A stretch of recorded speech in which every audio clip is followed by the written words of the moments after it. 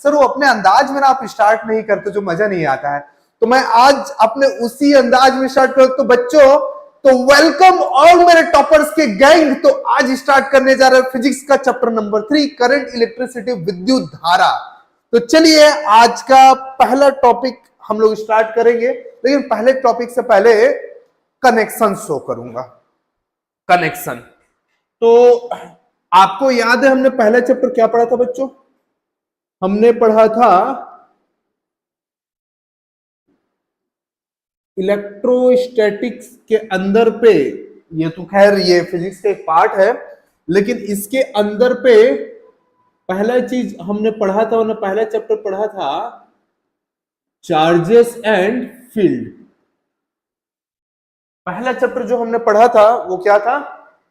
Charges एवं आवेश एवं क्षेत्र, आवेश एवं क्षेत्र यानी चार्जेस एंड फील्ड।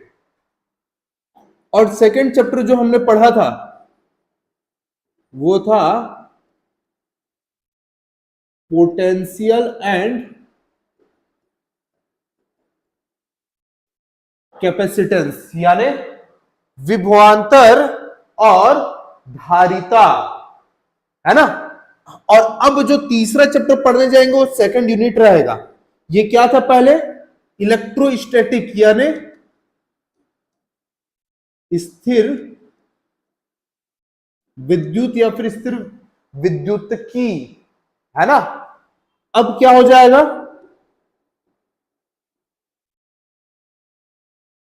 इलेक्ट्रोडायनेमिक्स।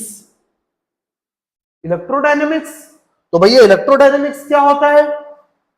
नहीं, स्थिर नहीं, अब क्या होगा? गतिकी। यानी अब जो पार्ट हम लोग स्टार्ट करने जा रहे हैं वो विद्युत या फिर आवेश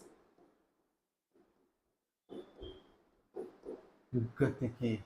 यानी पहले आवेश जो स्थिर अवस्था में था, अब क्या होगा?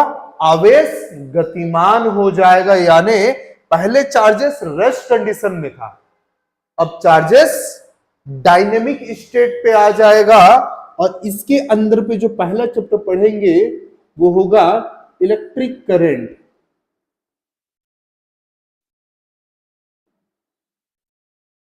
यानी विद्युत धारा।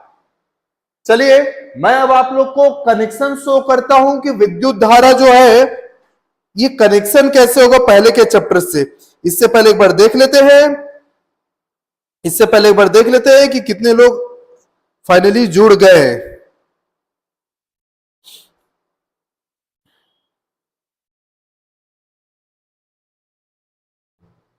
चलिए बहुत बढ़िया, लोग जुड़ रहे हैं, लेकिन मेरे हिसाब से और थोड़ा सा स्पीड होना चाहिए था जुड़ने का। तो चलिए पहला चैप्टर में हमने क्या क्या पढ़ा, यहां पर हमने क्या पढ़ा है? तो यहां पर हमने पढ़ा है, रेड पेन से मार्किंग करेंगे। यहां पर हमने क्या पढ़ा है?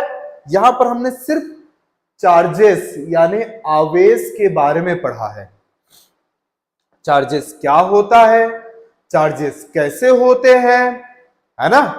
और चार्जेस के बीच में अट्रैक्शन या फिर रिपल्सन कैसे लगता है ना, क्या वैल्यू होता है अट्रैक्शन और रिपल्सन का जब दो चार्जेस रेस्ट कंडीशन पे होता है। हिंदी में मतलब कि आवेश क्या होते हैं, कैसे होते हैं, और जब दो आवेश एक दूसरे के आसपास स्थिर अवस्था में रखा है तो उन आवेशों के बीच में जो आकर्षण और प्रतिकर्षण बल लगता है, तो वो जो बल बोल रहा हूं उसका क्या मान होगा, यहां पर पढ़े। उसके बाद में हमने ये भी जाना कि एक चार्ज, एक आवेश, इसके चारों ओर का जो जगह है, कुछ एरिया पे अगर कोई दूसरे चार्ज को ला के रखूं तो उस दूसरे वाले चार्ज को अट्रैक्शन, आकर्षण या फिर रिपल्सन, प्रतिकर्षण महसूस होगा। तो ये पहला चैप्टर था।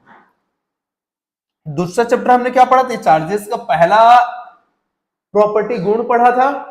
अब ये चार्जेस का दूसरा प्रॉपर्टी यानी गुण पढ़ेंगे, है ना। और दूसरा प्रॉपर्टी वाला गुण क्या है कि भैया जहां पर चार्जेस प्रेजेंट है, जहां पर भी चार्जेस प्रेजेंट है, वहां पर चार्जेस के प्रेजेंट होने के कारण कितनी एनर्जी है, ये क्या है, पोटेंशियल या फिर इलेक्ट्रोस्टैटिक पोटेंशियल, रुकी हुई अवस्था। उसके बाद हमने क्या पढ़ा कि इसका एप्लीकेशन, अनुप्रयोग। तो यहां तक के पहला चैप्टर, पहला यूनिट तक के हमने क्या पढ़ा है कि जब कोई चार्ज रेस्ट कंडीशन पे होता है, स्थिर अवस्था पे होता है, तो वो कैसा, किस तरह का बिहेवियर शो करता है, वरना क्या कैसा कर सकता है। आया समझ में बच्चों? तो ये पहला यूनिट था, ये पहला पार्ट था। आज हम लोग ये वाला पार्ट स्टार्ट करने जा रहे हैं। मैंने बार बार ऊपर वाले बॉक्स में ये बोलने की कोशिश किया है, क्या बोलने की कोशिश किया है कि भैया चार्जेस, आवेश जब रुका हुआ रहता है तो क्या होता है। अब यहां से अब मैं बोलना स्टार्ट करूंगा, जब चार्जेस चलना शुरू होगा तो क्या होगा, जब चार्जेस चलना शुरू होगा तब क्या होगा। तो देखें क्या, जब चार्जेस चलना शुरू होगा तब क्या होगा, चलो देखते हैं। उससे पहले एक बार देख लेते हैं, बहुत स्लो जुड़ रहे हैं स्कूल्स, लेकिन कोई बात नहीं, लेकिन कोई बात नहीं, लेकिन चाहेंगे कि थोड़ा सा स्पीड में स्कूल जुड़े।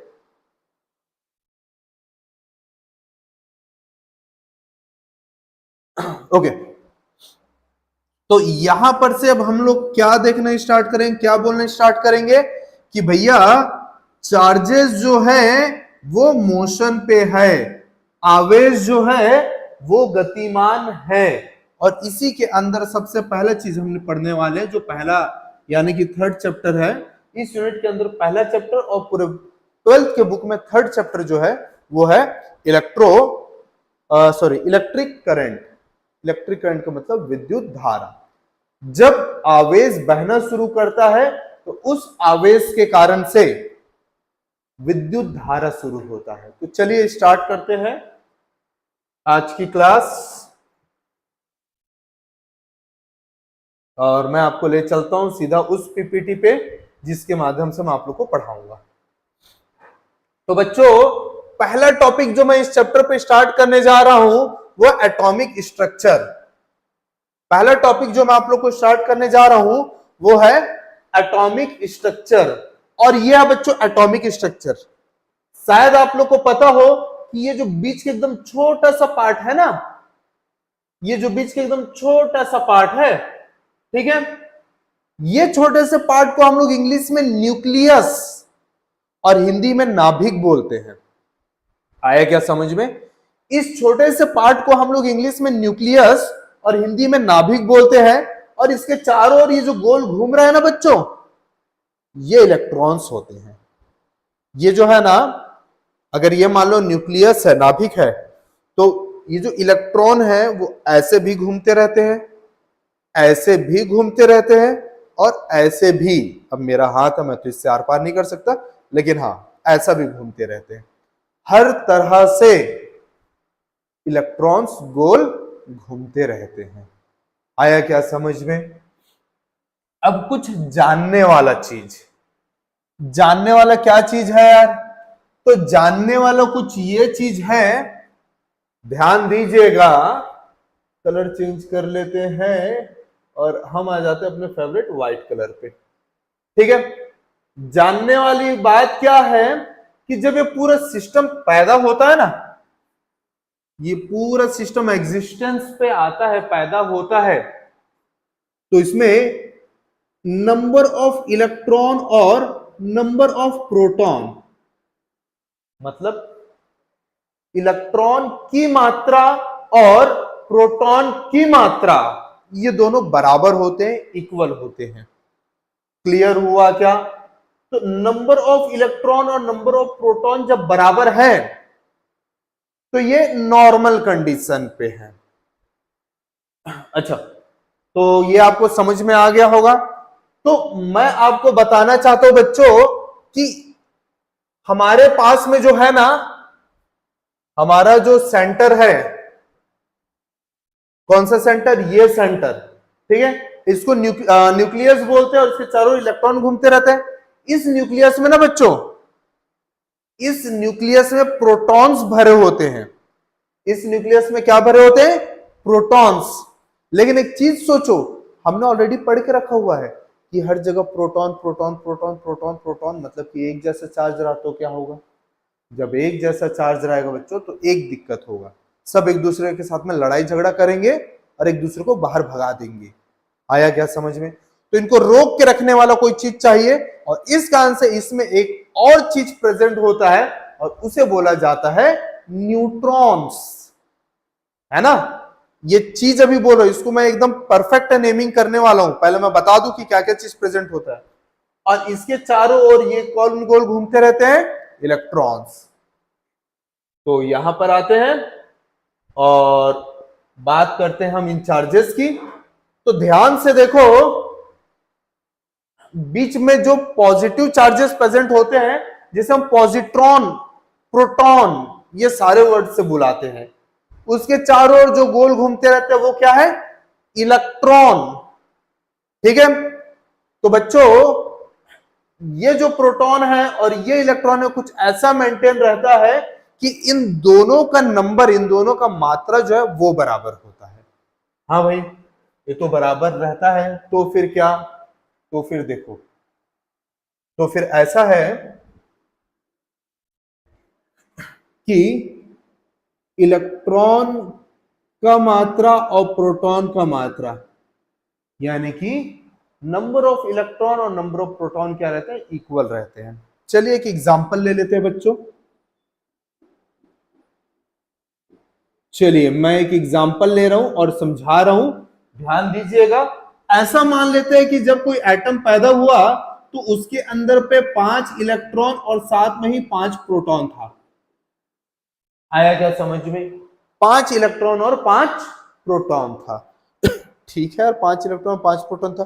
तो क्या हुआ, तो हुआ कुछ ऐसा कि 5 इलेक्ट्रॉन के होने के कारण इसके अंदर पे चार्ज जो था 5 इंटू -1.6 इंटू 10⁻⁻19 कूलम, है ना, और प्लस 5 प्रोटॉन होने के कारण से 5 इंटू प्लस 1.6 इंटू 10⁻⁻19 कूलम। और ध्यान से देखोगे तो सेम वैल्यू माइनस में और सेम वैल्यू प्लस में, जिस कारण से इसके अंदर पे टोटल चार्ज जो है वो कितना होगा, 0 हो जाएगा। आया क्या समझ में? तो मेरा जो करंट, इलेक्ट्रिसिटी, आवेश, विद्युत धारा, चार्जेस, सारे चीज जो स्टार्ट होता है वो जस्ट इसके बाद में स्टार्ट होता है। लेकिन उससे पहले 2 से 3 सेकंड का ब्रेक ले रहा हूं बच्चों। ये बॉटल मेरा गलती से आगे रख गया था,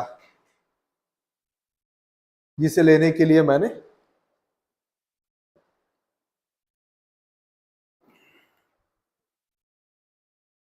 चलो फिर ध्यान दोगे, 10:30 हो गए हैं।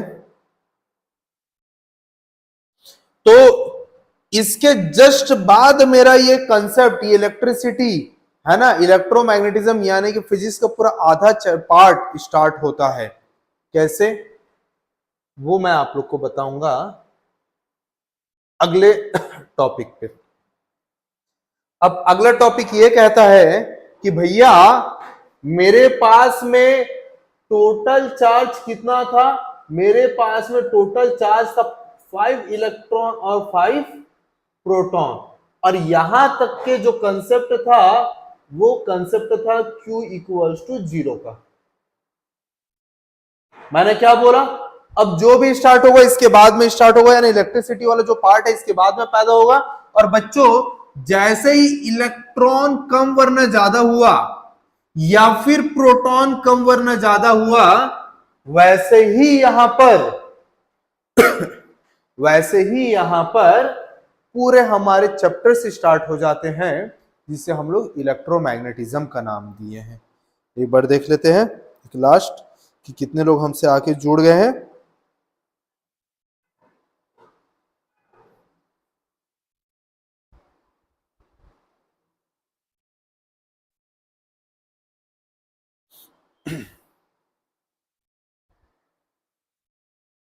ओके, तो ध्यान दोगे, मान लो कि एक इलेक्ट्रॉन जैसे ही कम हुआ क्या हो जाएगा, 4 इलेक्ट्रॉन और 5 प्रोटॉन, मतलब कि टोटल चार्ज कितने हो जाएंगे बच्चों, 4 into -1.6 into 10⁻⁻19 coulomb plus 5 into 1.6 into 10⁻⁻19 coulomb. और अगर यहां पर 1.6 इंटू 10⁻⁻19 को कॉमन ले ले तो क्या बचेगा,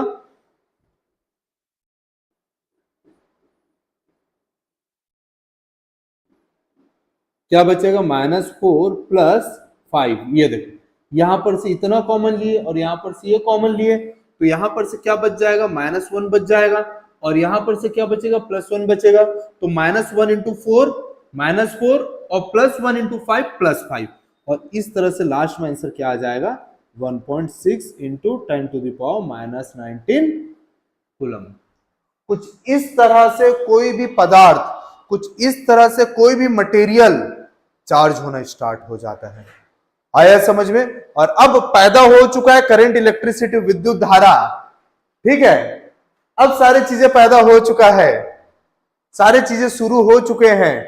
तो चलिए स्टार्ट करते हैं। अब मैंने बोला कि इलेक्ट्रॉन और प्रोटॉन कम वरना ज्यादा होता है, तो कैसे होता है, चलिए देखते हैं कि कौन कौन से तरीके हैं जिससे इलेक्ट्रॉन वरना प्रोटॉन की लेन और देन कर सकते हैं। ठीक है, किस तरह से इलेक्ट्रॉन और प्रोटॉन लिया जा सकता है और दिया जा सकता है। ठीक है बच्चों, चलो। तो पहला जो तरीका है उसे हम बोलते हैं कंडक्शन,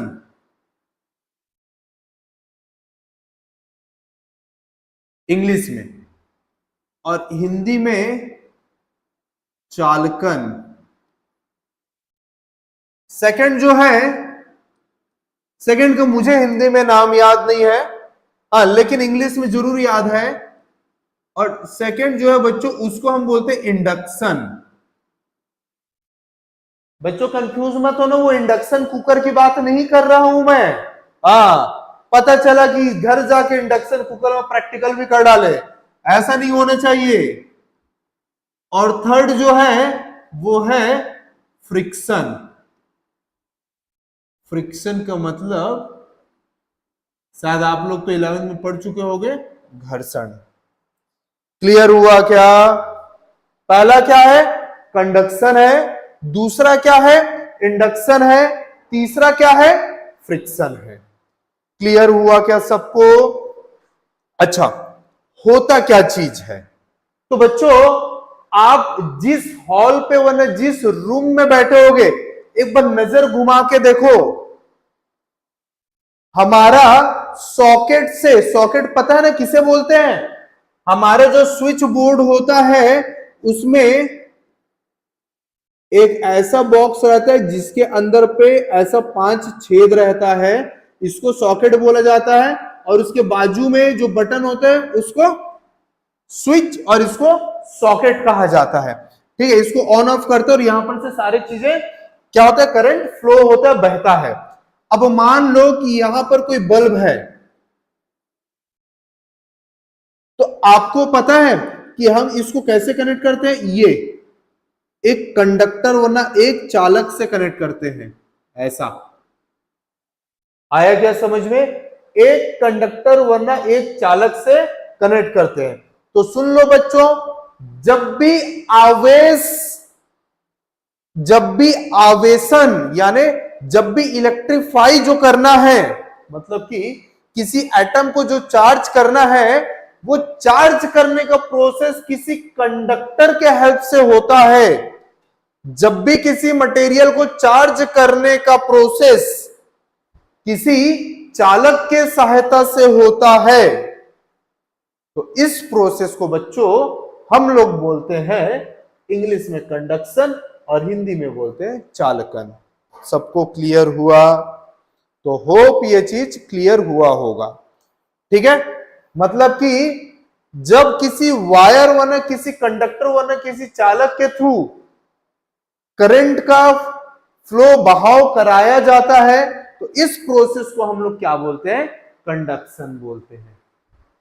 होप आप लोग को समझ में आया होगा।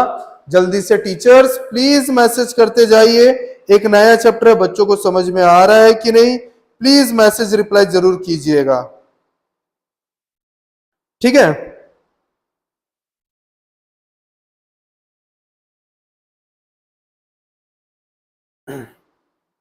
ठीक है बच्चों, तो चलो टीचर्स प्लीज मैसेज करते रहिएगा, आप लोग को समझ में आ रहा है कि नहीं, मतलब कि बच्चों को समझ में आ रहा है कि नहीं, सॉरी, ठीक है। सेकंड देखते हैं हम लोग इंडक्शन। इंडक्शन क्या होता है, तो आप लोग अपने बुक में एक डायग्राम देखे होंगे, एक फोटो देखे होंगे, ये ऐसा, ये क्या है, ये है एक, इसको, ये है एक कंडक्टर यानी चालक, एक ऐसा मटेरियल है जो अपने अंदर से करंट को फ्लो करवा सकता है। ऐसे मटेरियल को हम लोग क्या बोलते हैं, इंग्लिश में कंडक्टर और हिंदी में चालक। और उसके नीचे पे रबड़ का पैड लगाकर नीचे ऐसे प्लास्टिक के ऊपर अगर हम लोग लटका देते हैं, रख देते हैं, मान लेते हैं कि इस मटेरियल के अंदर पे जो चार्ज है, इस मटेरियल के अंदर पे जो चार्ज है वो न्यूट्रल चार्ज है, यानी एक प्लस और उसी के साथ में एक माइनस है, एक प्लस उसी के साथ में फिर माइनस है, फिर प्लस फिर उसके साथ में माइनस है, फिर प्लस फिर उसके साथ में माइनस है, तो ये प्लस माइनस एक साथ में, ऐसा मान लेते हैं। आया क्या समझ में? अब अगर मैं एक काम करता हूं, अगर मैं ये करता हूं कि यहां पे एक ऐसे चार्ज वाला कोई मटेरियल लाता हूं, तो क्या होगा, तो भैया होगा कुछ ऐसा कि ये जो प्लस और माइनस जो है ना, इसके अगर ये प्लस है, ये अगर पॉजिटिव चार्ज है, प्लस चार्ज है, तो इस साइड इस प्लस और माइनस का जो पेयर है उससे माइनस इधर आ जाएगा और प्लस इधर आ जाएगा। हाँ ऐसा ही होगा। क्यों, कोई मुझे बताएगा क्या, जल्दी से बताओ तो बच्चों, ऐसा क्यों होगा? टीचर्स प्लीज रिप्लाई कीजिएगा, क्या बच्चे रिप्लाई कर रहे हैं कि नहीं, उसके बेस पे हम लोग आगे बढ़ेंगे। तो चलो बताओ ऐसा क्यों होगा यार, एक अच्छे लेवल का क्वेश्चन, ऐसा क्यों होगा? कोई भी, ऐसा क्यों होगा? मैं वेट कर रहा हूं। सॉरी, मैं बिल्कुल वेट कर रहा हूं कि आप लोग बताओ कि ऐसा क्यों होगा। हाँ भाई ऐसा क्यों होगा, जल्दी से बताओ मुझे, मेरा पूरा नजर है मैसेज पर, कि आप लोग मुझे मैसेज करके बताओ कि ऐसा क्यों होगा। बस आप ही लोग का वेट कर रहा हूं, मुझे अभी भी कोई रिप्लाई नहीं आया है।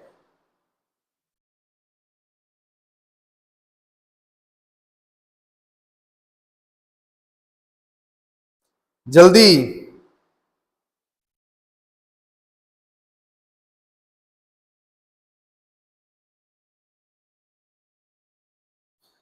जल्दी बच्चों मुझे बताओ कि ऐसा क्यों होगा। चलो मैं ही बता देता हूं यार, मुझे रिप्लाई नहीं आया। हमने ऑलरेडी पढ़ा हुआ था कि भैया एक जैसा आवेश एक दूसरे से लड़ाई झगड़ा करते रहते हैं, मार पीट के एक दूसरे को दूर कर देते हैं, यानी एक जैसा आवेश एक दूसरे को प्रतिकर्षित करते हैं, रिपल करते हैं, और अपोजिट चार्ज एक दूसरे को क्या करते हैं, आकर्षित करते हैं, अट्रैक्ट करते हैं। तो ये जब पॉजिटिव पास आएगा तो ये जो पॉजिटिव और नेगेटिव एक साथ बैठा है उसके पॉजिटिव को दूर भगा देगा और नेगेटिव को अपने पास बुला लेगा। आया समझ में? तो इस तरह से बिना किसी कनेक्शन के जब चार्जेस यानी आवेश का फ्लो करवाया जाता है, बहाया जाता है, तो इस प्रोसेस को हम लोग क्या बोलते हैं? इंडक्शन बोलते हैं। आया क्या समझ में? चलिए एक चीज पूछना चाहूंगा बच्चों, ठंड कैसा है आपके कांकेर में? अब मैं आउट ऑफ द सिलेबस बात नहीं कर रहा हूं, बिल्कुल यहां पर जरूरत है तो मैं बात कर रहा हूं फ्रिक्शन का। और आप लोग जनरली देखे होंगे ठंड के टाइम में जब हम लोग कंबल ओढ़ के सोए रहते हैं और जब कंबल के अंदर ऐसा हाथ इस तरह से हाथ स्लाइड करते हैं तो हमें स्पार्क दिखता है। हमें क्या दिखता है? स्पार्क दिखता है, यानी घर्षण। यानी जब एक दो बॉडी, दो सरफेस, दो सतह आपस में जब रगड़ाता है, ठीक है, तो इनके बीच में इलेक्ट्रॉन का वरना प्रोटॉन का अदली और बदली होता है। आया समझ में? और इस प्रोसेस को हम लोग बोलते हैं बच्चों फ्रिक्शन यानी घर्षण। तो होप आपको यह भी चीज समझ में आया होगा कि किसको फ्रिक्शन, किसको घर्षण, सारे चीज किसको क्या बोलते हैं। चलिए थोड़ा सा और आगे बढ़ते हैं। इस टॉपिक के बाद में ये चैप्टर स्टार्ट होता है और मैं अब इस चैप्टर का डेफिनेशन बताने जा रहा हूं, इलेक्ट्रिसिटी यानी विद्युत धारा। क्या मुझे कोई बता सकता है कि इलेक्ट्रिसिटी वरना विद्युत धारा क्या होगा? कोई भी? इलेक्ट्रिसिटी या फिर विद्युत धारा क्या होगा? हाँ भाई, तो ये तो रियल में कुछ भी नहीं है। हाँ, ये रियल में है ही नहीं। ये वैसे ही है जैसे इस दुनिया में भूत है। आपको पता है भूत? किसी ने देखा है भूत को? किसी ने नहीं देखा है, सिर्फ बोलते भूत है, वैसा होता है, ऐसा होता है। चलिए ध्यान देते कैसा होता है, ठीक है। तो अब आपको मैं कुछ चीज बता रहा हूं, मैं आप लोग इसको देखे हो क्या बच्चों? देख ही लिए होगे, और नहीं देखोगे अब आपको समझ में आ जाएगा मैं क्या चीज पूछ रहा हूं। मैं पूछ रहा हूं ड्यूरासेल। हाँ, अगर मैं इससे बल्ब को कनेक्ट करूं तो क्या होगा?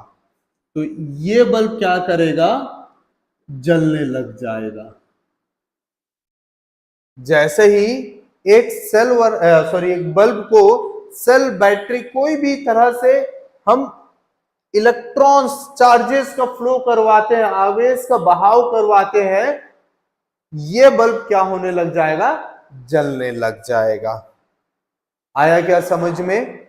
मैंने क्या बोला एक बार ध्यान से सुनना, क्योंकि इसका डेफिनेशन यहीं से है, ठीक है। मैं जैसे ही किसी चार्जेस का फ्लो करवाता हूं, ये बल्ब जलने लग जाएगा। तो ध्यान देना बच्चों, एक सेकंड में कितने चार्ज, कितने आवेश बह रहे हैं, या फिर किसी दिए गए समय में in given time how many charges are flowing, this measurement is called electric current। यानी कि दिए गए समय पर कितने आवेश बह रहे हैं, कितने आवेश बह रहे हैं, इस माप को क्या बोला जाता है? इस माप को बोला जाता है विद्युत धारा, जिसे हम लोग आई से शो करते हैं। जिसको हम लोग किससे शो करते हैं? आई से शो करते हैं। तो क्लियर हुआ क्या आप लोगों को बच्चों? होप समझ में आया होगा, ठीक है। चार्ज क्यू का जो यूनिट होता है वो होता है कूलम, और टाइम टी का यूनिट होता है वो होता है सेकंड। क्लियर है क्या? करंट आई का जो यूनिट होता, चार्ज क्यू का जो यूनिट होता है कूलम, और टाइम टी का जो यूनिट होता है सेकंड, और इसी को हम लोग शॉर्ट में, कूलम पर सेकंड को शॉर्ट में हम लोग एम्पियर कहते हैं। तो शॉर्टकट में जब लिखेंगे बच्चों तो सिर्फ कैपिटल ए लिखेंगे, और लॉन्ग कट में लिखेंगे तो स्मॉल में लिखेंगे हम लोग। भैया हम क्लास 11th में एसआई यूनिट को लिखने का तरीका भी पढ़े हैं। है ना? क्या पढ़े हैं कि भैया जब किसी साइंटिस्ट के नाम पे कोई यूनिट होता है, एसआई मात्रक होता है, तो उसको कैपिटल में लिखते हैं पहला लेटर, और उसके फुल फॉर्म को जो पूरा का पूरा स्मॉल में लिखते हैं, जैसे कि जूल, जैसे कि वाट। आया क्या समझ में? ओके, तो होप आप लोग को ये इलेक्ट्रिसिटी क्या होता है ये समझ में आया होगा। किसी चार्ज के, अब चार्ज ना बोल के मैं एक और अच्छा लेबल इस्तेमाल कर रहा हूं, मैं कुछ ऐसे स्पीसीज जो किसी बॉडी को इलेक्ट्रीफाई कर देता है ना? एक एटम के अंदर का वो पार्ट जो किसी भी मटेरियल, किसी भी बॉडी को क्या कर देता है? इलेक्ट्रीफाई कर देता है, उसके फ्लो को हम लोग क्या बोलते हैं? इलेक्ट्रिक करंट बोलते हैं। अब मैंने ऐसा क्यों बोला है तो ये आप लोग को इस टॉपिक पे समझ में आएगा। चलिए देखते हैं कि करंट कितने तरह के होते हैं। तो सबसे पहली बात, करंट को अगर आप क्लासिफाई कर रहे हो, करंट के आप टाइप्स बता रहे हो, करंट के धारा के प्रकार बता रहे हो, तो किस बेस पे बता रहे हो ये भी बताना जरूरी है। आया क्या समझ में? किस बेस पे बता रहे हो वो बताना जरूरी है। जैसे कि हम लोग कंप्यूटर के प्रोसेसर को कैसे बताते हैं? i1, i2, i3, i4, i5, i6, i7 जितने भी आते हैं, है ना? तो ये क्या है? ये जनरेशन है। अरे समझो बच्चों, मैंने इतने सारे प्रोसेसर को कैसे क्लासिफाई कर दिया? मैंने जनरेशन के बेस में कि पहले ये आया, फिर दूसरा ये आया, फिर तीसरा ये आया, फिर चौथा ये आया, इस टाइप से, है ना? किस सीरीज में आया। उसी तरह से यहां पर आप इलेक्ट्रिसिटी के टाइप्स देखोगे तो किस बेस में देखोगे ये भी देख लो। तो सबसे पहला जो आप जो देखोगे, है ना, जिसके बेस पे देखोगे वो देखोगे चार्जेस के बेस पे, यानी हिंदी पे आवेश के बेस पे। क्लियर हुआ क्या? हमारे पास कितने तरह के चार्ज होते हैं बच्चों? हमारे पास जनरली दो तरह के चार्ज होते हैं। तीसरा न्यूट्रल होता है बच्चों, उसको जनरली हम लोग इस्तेमाल नहीं करते हैं, ठीक है? तो पहले तरह के चार्ज जो होता है वो होता है एक इलेक्ट्रॉन, और दूसरे तरह का जो चार्ज होता है बच्चों वो होता है प्रोटॉन। आया क्या समझ में? पहले तरह का जो चार्ज होता है बच्चों वो है इलेक्ट्रॉन, और दूसरे तरह के चार्ज होता है वो होता है प्रोटॉन। अब इलेक्ट्रॉन के कारण जो करंट फ्लो होता है उसको हम लोग इलेक्ट्रिक करंट बोलते हैं।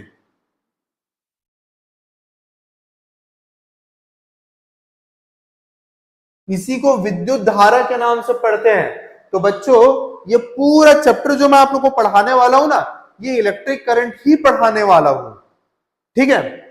अब प्रोटॉन के कारण जो करंट बहता है ना बच्चों, उसको हम लोग बोलते हैं कन्वेंशनल करंट। इसको हम लोग बोलते हैं कन्वेंशनल करंट। हम लोग अधिकतर इलेक्ट्रॉन्स को पढ़ते हैं, प्रोटॉन्स को नहीं पढ़ते। क्यों नहीं पढ़ते? इसके पीछे बहुत बड़ी हिस्ट्री है, बहुत सारे टेक्निकल चीजें, मैं अभी उतना ज्यादा नहीं जाऊंगा। इन शॉर्ट आप लोग को बता देता हूं कि इसके कारण जो बहने वाले जो करंट है एकदम ना के बराबर है।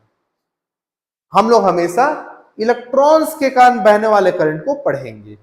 एक और कारण होता है कि रियल में प्रोटॉन बहता नहीं है, इलेक्ट्रॉन के बहने के कारण मुझे ऐसा महसूस होता है कि प्रोटॉन भी बह रहा है। देखो कैसे, ये मान लो कि ये एक प्रोटॉन और ये एक इलेक्ट्रॉन है, ये प्रोटॉन और इलेक्ट्रॉन है, ये प्रोटॉन और इलेक्ट्रॉन है, और आगे जगह खाली है, ठीक है?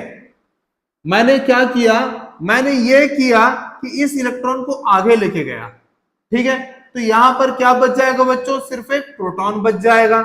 यहां पर एक पेयर है, ये इलेक्ट्रॉन अट्रैक्ट होकर, आकर्षित होकर इधर चले गया। तो पहले यहां खाली था, तो उसके बाद में कहां पर खाली हो गया था? यहां पर। और उसके बाद में कहां पर खाली हो गया? यहां पर। ये देखो, तो देखो पहले यहां पर खाली था इलेक्ट्रॉन का जगह, अब यहां पर से खाली होकर कहां पर खाली हुआ, यहां पर खाली हो गया प्रोटॉन का जगह। ठीक है, इलेक्ट्रॉन का जगह तो प्रोटॉन बच गया। फिर यहां पर से एक कदम और आगे बढ़ गया, तो मुझे क्या लग रहा है कि भैया ये इलेक्ट्रॉन के बहने के कारण से प्रोटॉन पीछे की ओर बह रहा है। जब प्रोटॉन पीछे की ओर बह रहा है तो फिर इसके कारण से भी एक करंट फ्लो होगा। आया क्या समझ में? तो इसी कारण से हम लोग इस पॉजिटिव चार्ज के कारण करंट को हम लोग नहीं पढ़ते हैं, हम लोग सिर्फ नेगेटिव चार्ज के कारण करंट को पढ़ते हैं। सबको क्लियर हुआ क्या बच्चों? होप आप लोग को क्लियर हो गया होगा।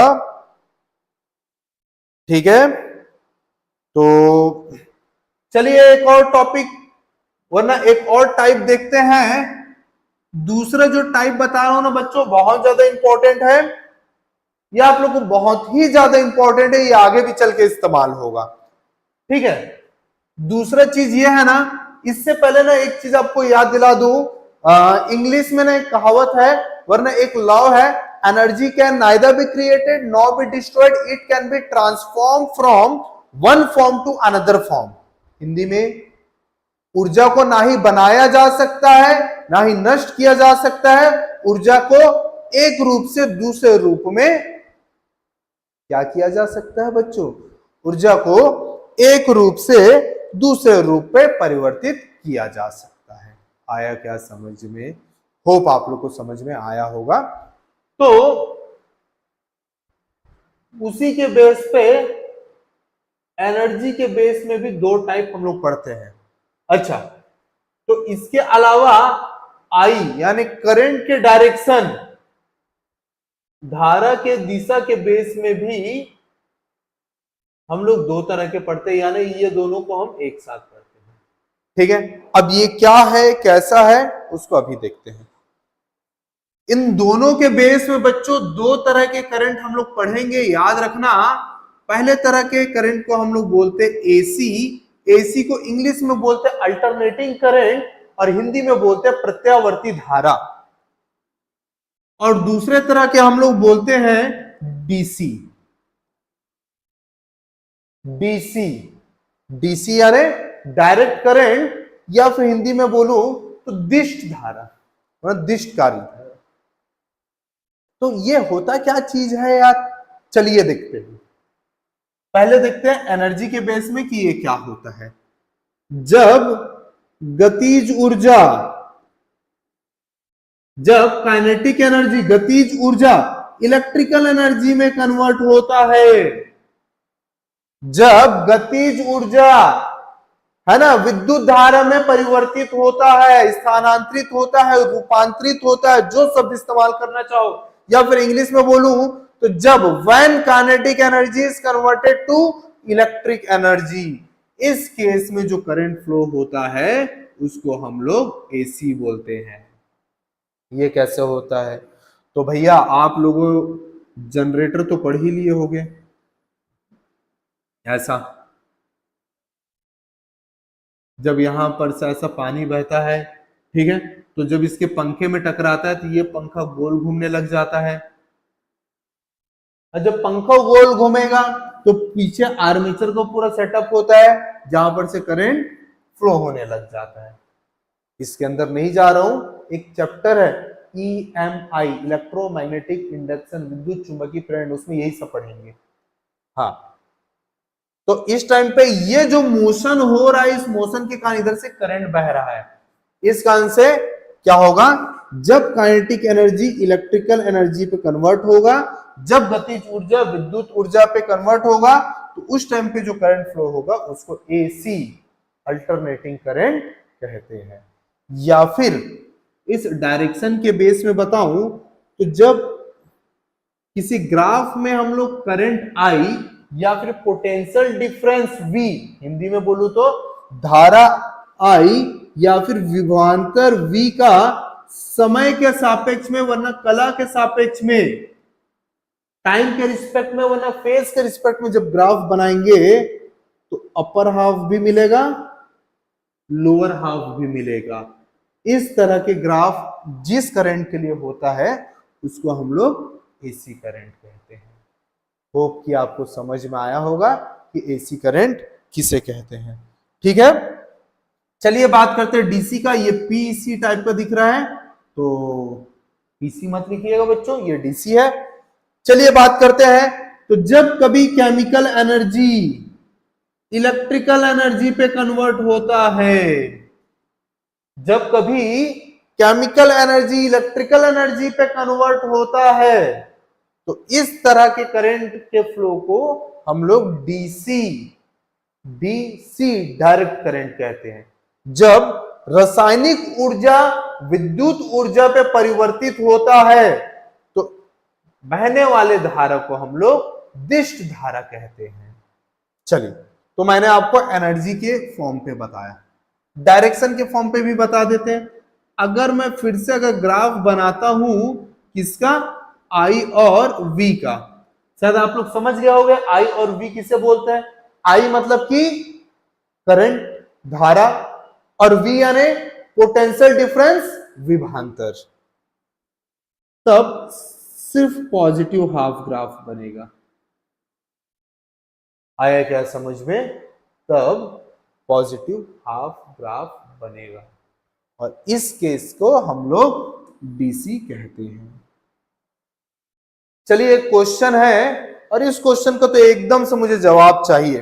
हाँ भाई, बिल्कुल जवाब चाहिए। टीचर्स मुझे बिल्कुल रिप्लाई आप लोग कीजिएगा कि बच्चे रिप्लाई कर रहे हैं कि नहीं।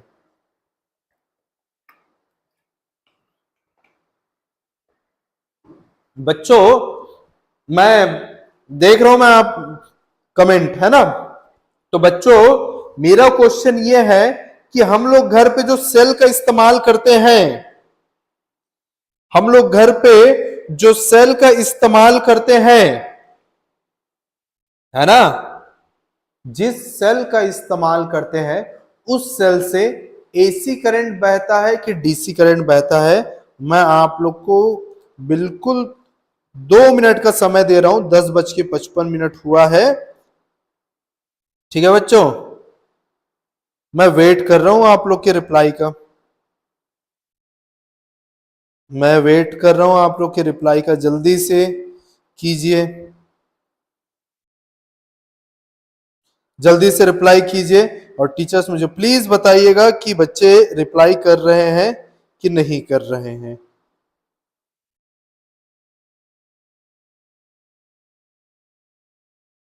मैं वेट कर रहा हूं। बच्चों बताओ, सेल से कौन सा करंट बहता है? सेल से एसी है कि डीसी है? बहुत बढ़िया मैडम, आपके यहाँ बच्चे रियल में, आपके यहाँ रियल में बच्चे जो बहुत आगे, मुझे बिल्कुल लगता है झरना मैडम हमेशा आगे रहती हैं, और बच्चे भी मेरे हिसाब से मैडम के साथ में आगे रहते हैं, क्योंकि बोलते हैं ना कि भाई ये बच्चे तो, हाँ बिल्कुल ऐसा वाला। तो बिल्कुल आंसर मिल चुका है हमें।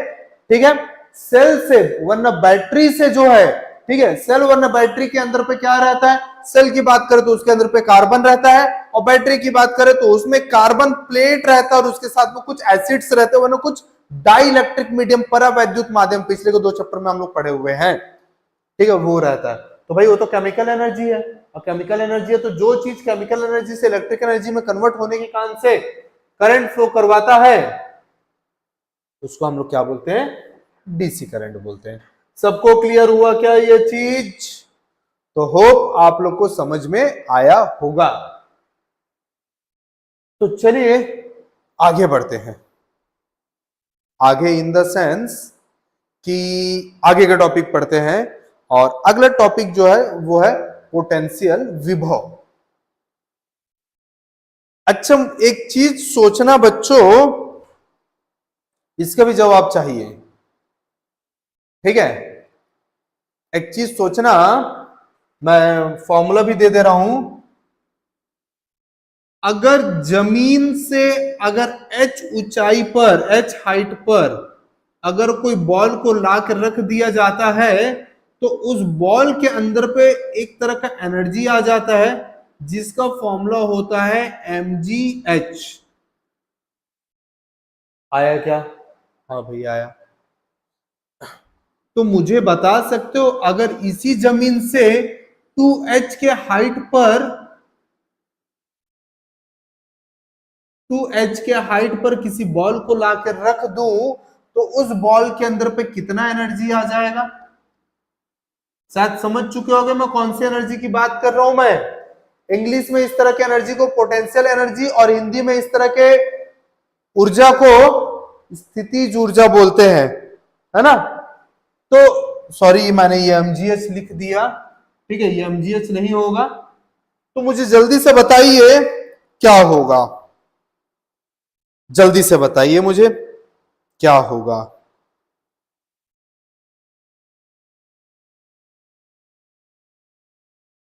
जल्दी से बताइए। बिल्कुल, अरे बहुत बढ़िया, मुझे तो कुछ लोग पर्सनल मैसेज कर दे रहे हैं यार। बहुत बढ़िया, बहुत बढ़िया, आप लोग फुल स्पीड में आप लोग बता रहे हो बच्चों, बहुत बढ़िया। क्या हो जाएगा? तो सर हमने h की जगह पे 2h डाला, तो यहां पर भी जब 2h डाल देंगे तो ये फॉर्मूला बन जाएगा 2mgh। इसका क्या मतलब हुआ? इसका मतलब ये हुआ कि एनर्जी, ऊर्जा एब्सोल्यूट नहीं होता, फिक्स्ड नहीं होता, है ना, रिलेटिव, सापेक्षीय होता है। अब मैं क्या बोल रहा हूं, तो हम कभी भी एनर्जी को जब नापते हैं ना बच्चों, ठीक है, तो हम लोग कोई एक जीरो पॉइंट ले लेते हैं और उसके बाद एनर्जी को नापना स्टार्ट करते हैं। आया समझ में? सेम वही चीज यहां पर भी होने वाला। उससे पहले मैं आपको बता दूं, आपको याद होगा सेल वरना बैटरी पे इसको पॉजिटिव और इसको नेगेटिव बोला जाता है। क्यों? क्योंकि यहाँ पर क्या भरा हुआ रहता है? पूरा यहाँ पे भरा हुआ रहता है प्रोटॉन्स, और इधर क्या भरा हुआ रहता है? इलेक्ट्रॉन्स। तो पोटेंशियल क्या है बच्चों? पोटेंशियल किसी भी चीज के प्रेजेंट होने के कारण एनर्जी है। और जब मैं इलेक्ट्रिक पोटेंशियल, विद्युत विभव की बात करूंगा, तो चार्जेस के कारण, कहीं पर चार्ज प्रेजेंट है उसके कारण जो एनर्जी होता है उसको हम लोग इलेक्ट्रिक पोटेंशियल, विद्युत विभव कहते हैं। और उसके बाद हम लोग देखने वाले कितने टाइप के होते हैं। तो भाई आप लोगों ने ऑलरेडी जान लिया है, हम लोगों ने ऑलरेडी पढ़ लिया है कि पहले तरह का जो चार्ज होता है वो पॉजिटिव चार्ज होता है, और दूसरे तरह का चार्ज जो होता है वो नेगेटिव चार्ज होता है। आया क्या समझ में? तो पॉजिटिव चार्ज के कारण जो पोटेंशियल, जो विभव है ना जनरेट होता है, वो होता है प्लस वी। तो पहले टाइप का जो पोटेंशियल और पहले टाइप का जो विभव है वो कैसा है? धनात्मक विभव या फिर पॉजिटिव पोटेंशियल। और दूसरे तरह का जो इलेक्ट्रॉन के कारण से होता है वो होता है नेगेटिव पोटेंशियल या फिर ऋणात्मक विभव। आया क्या समझ में? होप कि आपको आया होगा समझ में। और जब ये पोटेंशियल का डिफरेंस, ये विभव का अंतर होता है, तब आता है हमारा विभवांतर। और यहां पर से जो है हमारा चार्जेस फ्लो होना स्टार्ट होता है, आवेश बहना शुरू होता है। आया क्या समझ में? तो चलिए देखते हैं कि ये चार्जेस फ्लो कैसे होता है, ठीक है। तो उससे पहले आपको मैं कुछ दिखाना चाहूंगा। इस ग्राफिक को थोड़ा ध्यान से देखना बच्चों, ठीक है। ओके, हम लोग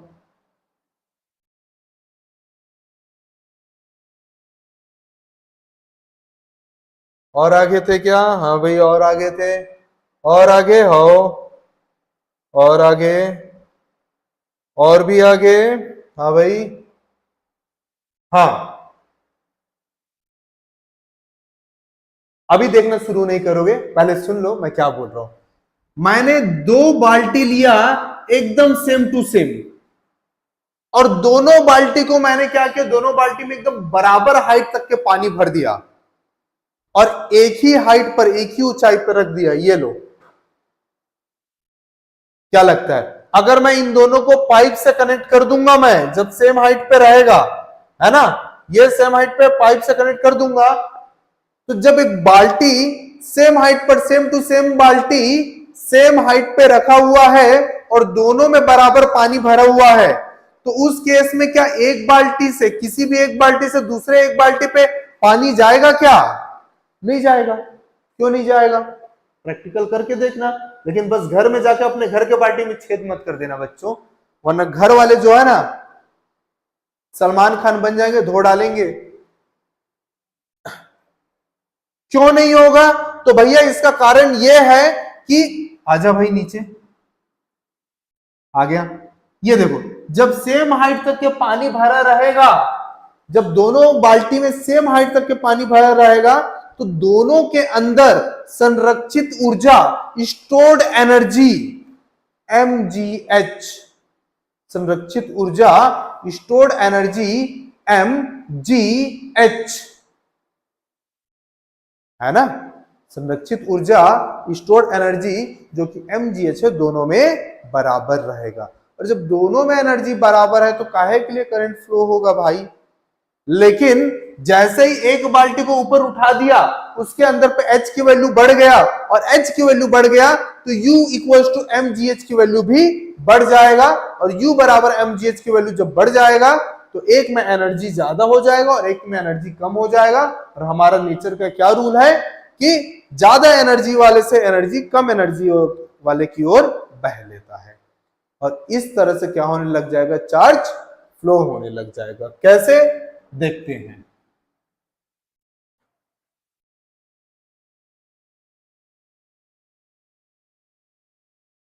देखते हैं।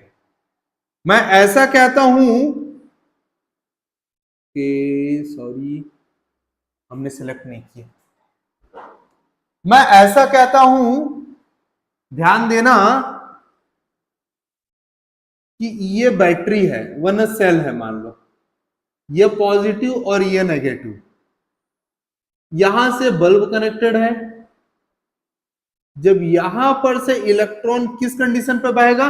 जब यहां पर और यहां पर इन विभवांतर इनमें पोटेंशियल डिफरेंस होगा। अब ये प्लस है और ये माइनस है, मान लो कि ये -3 है और ये +3 है, तो हो गया ना भैया, दोनों के बीच में पोटेंशियल का डिफरेंस, विभव का अंतर। और जब पोटेंशियल का डिफरेंस होना, विभव का अंतर हो गया, तब यहां पर इलेक्ट्रॉन क्या होने लग जाएगा? बहने लग जाएगा, फ्लो होने लग जाएगा। क्लियर हुआ बच्चों? तब यहां पर क्या होने लग जाएगा? इलेक्ट्रॉन फ्लो, इलेक्ट्रॉन क्या, प्रोटॉन, जो भी बोलना चाहो, वो बहने लग जाता है, फ्लो होने लग जाता है। होप आप लोग को ये चीज समझ में आया होगा। क्लियर है? अब क्या होगा? तो भैया ये इलेक्ट्रॉन जो है यहां पर से ऐसा बहने लग जाएगा। क्लियर हुआ बच्चों? और इस तरह से क्या होता है? चार्जेस फ्लो होते हैं, और इन्हीं चार्जेस के बहने के प्रभाव, इफेक्ट को हम लोग करंट कहते हैं, वरना इलेक्ट्रिक करंट कहते हैं। इलेक्ट्रिक करंट कब कहते हैं? जब इलेक्ट्रॉन के बारे में पढ़ते हैं। तो होप आपको ये चीज समझ में आया होगा। ध्यान देने वाला चीज क्या है? तो ध्यान देने वाला चीज ये है बच्चों, ध्यान देने वाला चीज क्या है, तो देख लो मैं क्या बोल रहा था, किस तरह से ये करंट फ्लो होता है, ये इलेक्ट्रॉन फ्लो होता है, देख रहे हो? यहां पर नेगेटिव में जो है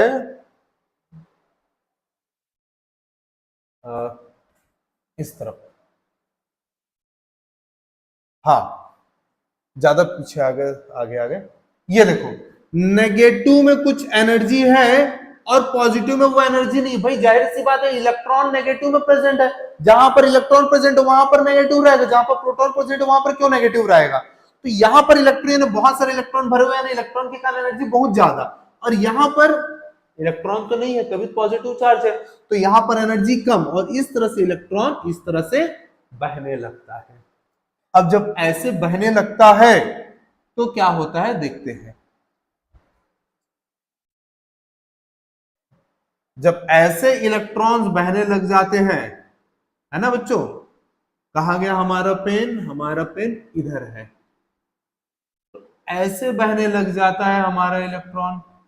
अभी तक के मैंने करंट के डायरेक्शन को डिस्कस नहीं किया ना बच्चों, ठीक है, तो इसके कारण से करंट भी बहने लग जाता है। चलिए, तो फिर हम लोग पोटेंशियल डिफरेंस को एक प्रॉपर डिफाइन करते हैं।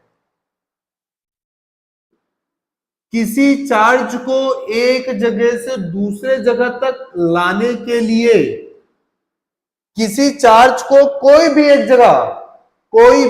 एक जगह, ध्यान देना बहुत ज्यादा इंपॉर्टेंट है, किसी इलेक्ट्रॉन को कोई भी एक जगह से कोई दूसरे एक जगह लाने के लिए जो भी कार्य, जो भी वर्क डन होता है, उसी को हम लोग क्या बोलते हैं? पोटेंशियल डिफरेंस बोलते हैं। और इस कारण से इस पोटेंशियल डिफरेंस को या तो डेल वी या फिर वी से शो करके इसका फॉर्मूला हो जाता है W बाई क्यू। W यानी वर्क डन, किया गया कार्य, और Q यानी जिस चार्ज को मूव करा रहे, जिस आवेश को मूव करा रहे हैं, उस चार्ज होना आवेश का वैल्यू। तो अब हमारा W बाई क्यू फॉर्मूला है, तो W का यूनिट क्या होता है भाई? W का यूनिट होता है जूल, और Q का यूनिट क्या होता है? कूलम। तो जूल पर कूलम, या फिर इसी को हम लोग वोल्ट कहते हैं। होप आप लोग को समझ में आया होगा। मेरा क्लास अंत की ओर है।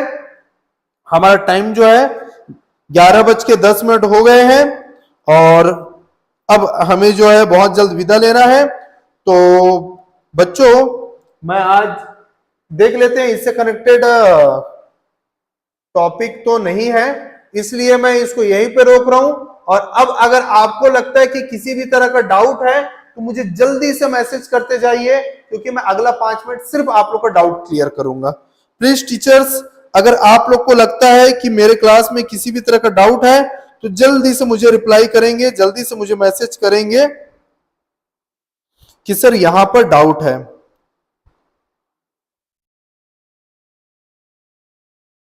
मैं बिल्कुल एक्सप्लेन करूंगा। साथ में समझ में आ रहा है कि नहीं, ये भी मैसेज करेंगे। पूरा 5 मिनट है हमारे पास में, पूरा 5 मिनट है हमारे पास में।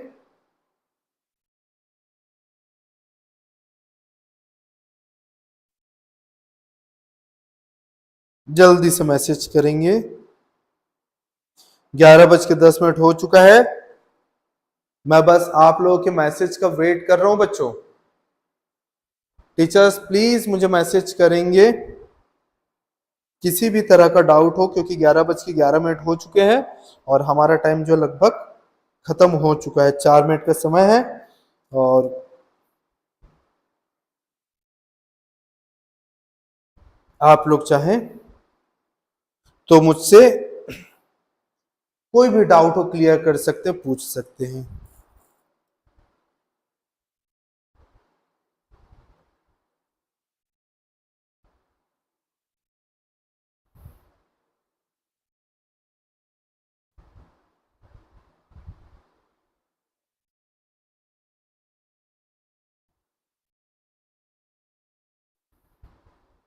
टीचर्स प्लीज मैसेज करेंगे।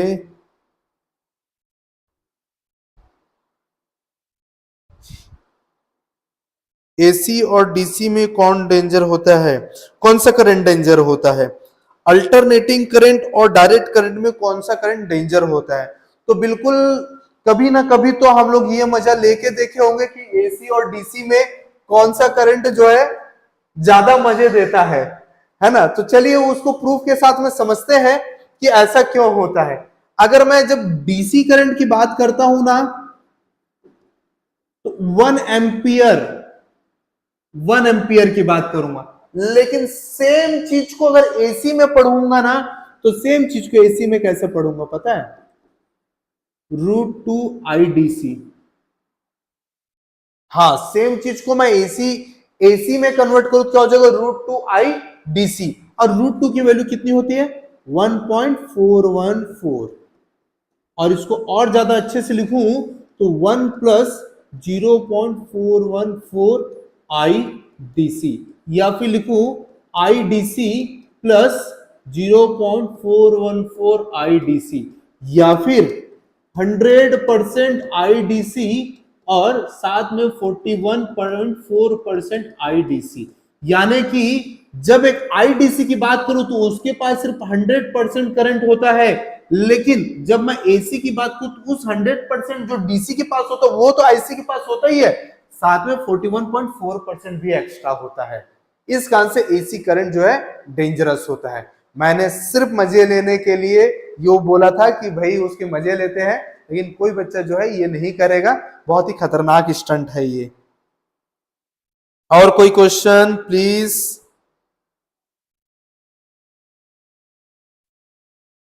11:13 हो गया, मात्र 2 मिनट बचे हुए हैं। और टीचर्स और बच्चों प्लीज थोड़ा सा जल्दी, जो पूछना है बिल्कुल पूछे, लेकिन थोड़ा सा जल्दी,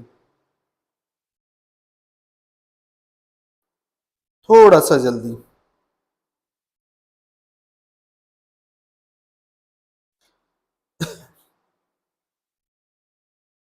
और कोई डाउट?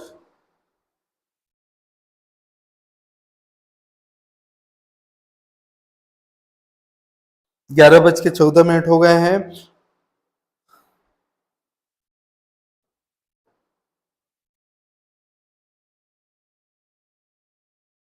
मात्र 1 मिनट बचा हुआ है।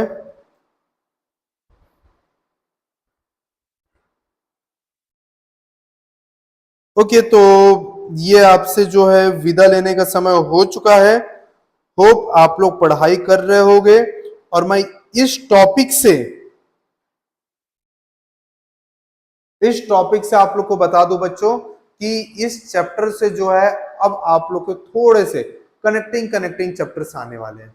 तो अब आप लोग का काम ये है कि आप लोग जो है यहां पर से जो पूरा ध्यान लगा के पढ़ना शुरू करो।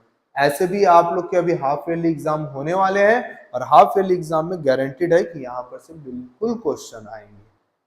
तो मिलते हैं बच्चों नेक्स्ट क्लास में। तब तक के होप आप लोग मस्त हो, मजे में हो और पढ़ाई कर रहे हो। ठीक है, 11:15 हो चुका है। तो मिलते हैं हमारे नेक्स्ट क्लास में। तब तक के आप लोग एंजॉय करते रहिए। Thank you Surekha ma'am.